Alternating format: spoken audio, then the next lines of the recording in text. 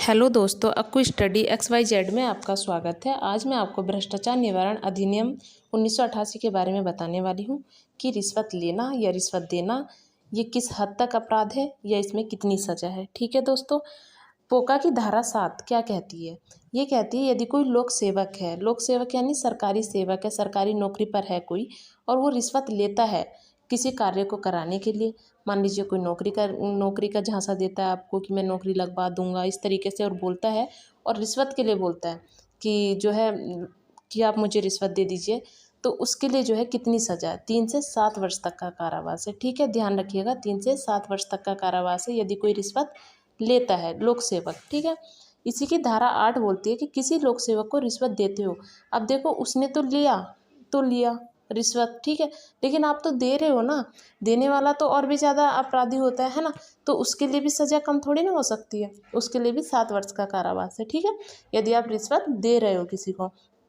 पोका की धारा 11 बोलती है यदि लोक सेवक के द्वारा कोई धनराशि ली गई है ना, किसी सरकारी सेवक के द्वारा धनराशि ली गई है और कार्य भी पूरा ना हुआ हो, है ना, तो उसके लिए 6 महीने से 5 साल तक का कारावास है। आप खुद ही देख लीजिए इसमें कितनी तगड़ी सजा है ना, कितना तगड़ा दंड मिला हुआ है। लेकिन दंड भी तो तभी मिलता है ना जब सबूत हो आपके पास। अब सबूत नहीं है तो भ्रष्टाचार बढ़ता जा रहा है ना, उसमें तो कोई कुछ कर ही नहीं सकता भाई। जब देने वाला भी राजी है पैसे और लेने वाला भी राजी है, तो उसमें क्या हो सकता है? भ्रष्टाचार ही बढ़ सकता है ना। अब देखो, यही पोका की धारा 12 बोलती है यदि कोई व्यक्ति रिश्वत लेने के लिए उकसाता है, मान लीजिए कोई रिश्वत सिर्फ लेने के लिए उकसा रहा है आपको, उसके लिए भी यही सजा है, 7 वर्ष तक का कारावास है। ठीक है, ये इससे कम हो सकता है।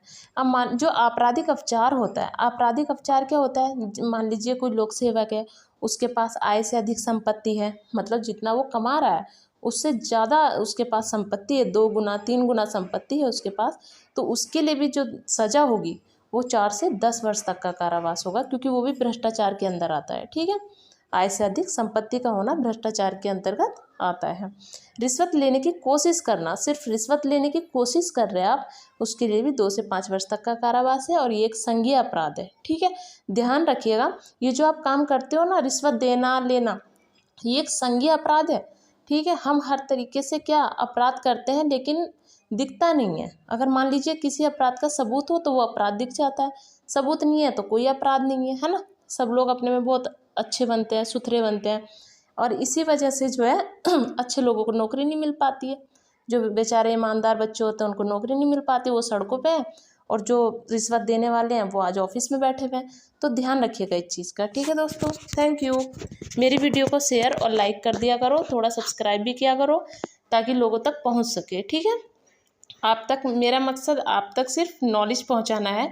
मैं कोई टीचर नहीं हूँ जो मैं आपको समझाऊँ अच्छे से, सिर्फ मैं भी एक स्टूडेंट ही हूँ, सिर्फ मैं आपको एक नॉलेज के तौर पे बता रही हूँ। ठीक है दोस्तों, थैंक यू।